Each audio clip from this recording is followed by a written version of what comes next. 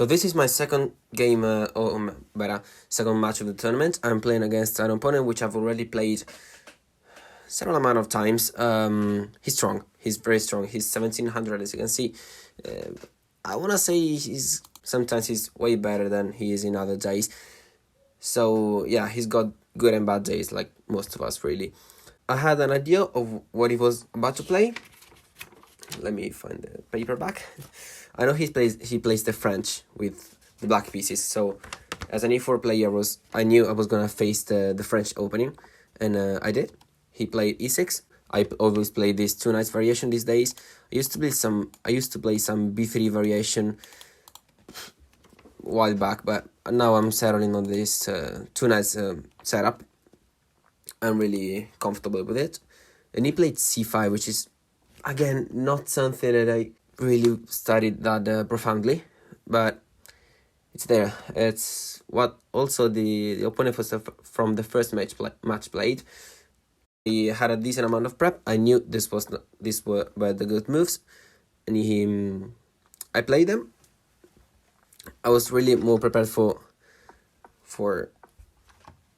knight f6 in this position because it's the most, maybe not the most common, but the move that makes more sense because you're not really afraid of e5 because you're gonna always go back to d7, and the knight is really comfortable there. You're gonna push c5 and put the other knight on c6. That's just common just for the French, but he went c5, which is of course perfectly fine. This check has the simple idea that if you block, I will. But in this case, I can't take because then I'm hanging a piece. But if you block, for example, with a knight, I'm just taking a free pawn, which is because the queen no longer guards it. So he blocked like this, not to lose the pawn on d5. I attacked the knight, which was pinned. This was all in my prep. He already was clearly out of prep because he was thinking on every single move. I mean, I can't really blame him. This 2 knights opening is really weird. You don't see that very often. So yeah, he put the bishop there, but that allows me to take on d5. You might think it does not, because there is a funny tactic. I'm gonna show it to you. See, I'm already losing because the knight can just take my e5 knight, and now I have the bishop hanging. So if I take the bishop back, he will take back with a knight, and yeah, he's just up a piece. So this was not hanging. So I went queen e2 to guard and to set up a discovered attack on the king, which would be material in this moment. He took the knight on e5. I took back with the queen with a check, and now he blocked with a knight, which I really did not like.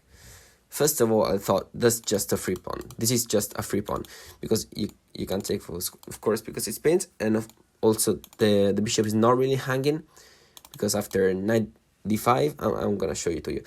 Besides, it's just what happened. Just to come even gave me a brilliant move, which I'm really proud of.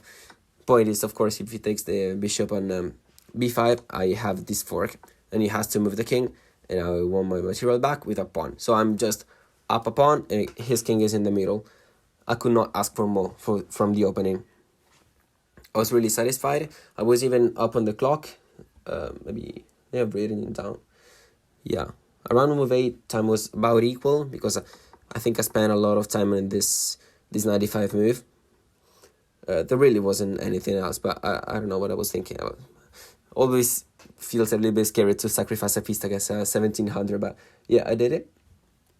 By this point, I was up like 5 minutes on the clock, which doesn't sound a lot, but on a 30-minute game, I remind you, this is 30 minutes chess with 5 bonus seconds per move. So every time you make a move, you gain 5 seconds on the clock. Yeah, it's quite a lot. 5 minutes on the clock. He developed the queen on b6 to attack my knight and also gain some initiative. I was really considering a4. I don't know why I did not play it. It's even a top choice of the computer, but I was not comfortable. I was feeling like, yeah, let's get our pieces back together and just win an end game. Why not? So yeah, I consolidated. He played rook e8, which is very tricky because right now if I just do nothing, he can just move a knight anywhere, and I'm losing a queen. Maybe not here. Not here, because I can take it with check. Whoops. No, I can't. Why not? Oh, apparently I can sacrifice and I gain enough material that it's not bad. Okay, whatever. So yeah, do any move, he moves the knight anywhere, and now he's really winning my queen. So yeah, I castled to get out of the pin. He kicked my queen away. I was, if I could, I would have given a check, but all the squares was blocked with either the knight of the pawn or anything, the queen and the king. So yeah, I went back here. I was really struggling to pick a square. I wanted to stay on this column because then, or rather file, because then after rook e1, I'm putting serious pressure on this rook and e8. Like every time he moves the knight, I will just take. So yeah, I found that the queen on the e5 was better. Computer wants queen h5 to attack the rook so that he cannot move the king. Whatever. I went here and I gave a check on f5. He went back to d8, and the king is surprisingly safe. My only advantage right now is I have a pawn and a little bit of time advantage. That's all I have. And I was like, yeah, no, sure, this has got to be winning. I will just simplify the position and be up a pawn and win the position. So I gave this check, and the king went there, and I was like, yeah, now I can just simplify the position. I found this really fun tactic. I sack the queen, of course, just to come gives me a miss, but come on, it's flush, you gotta play it. I sack the queen for the knight. This is a clear and sacrifice, because now the square where the queen used to be is free for my knight, and I can just fork the king and the queen. Actually, there was a funny moment here. He did not spot the tactic immediately. I took the knight with the queen. I remember taking the knight. First, I took the knight, and then I would place my queen on the d4 square physically. He looked me in the eyes like, what are you doing? You're sucking the queen for what? And I said like, yeah, it's fine, I saw it. And then he took a couple of seconds, but he spotted the tactic. He was like, yeah, I guess you could simplify. He wasn't convinced by any means, and for good reason, as you will see. But yeah, I decided to just simplify the position to, yeah, you see, I'm winning a knight on d4, and I'm losing also my knight, so doesn't really benefit anyone. It's just to get his queen off the board and his knight. So yeah, we're approaching an endgame, and here I play b3. I was really struggling to understand where to put this bishop, because this looked passive. I mean, what am I doing? This felt like I'm just begging for him to play g5 and get free development, and my bishop on g3 is just sad, and there's no other squares, frankly. So I felt like I had to attack this isolated pawn. Always weak. I felt like my plan during this endgame was to attack the weak pawn on d4, and so I went b3 to go bishop b2 and just attack the pawn.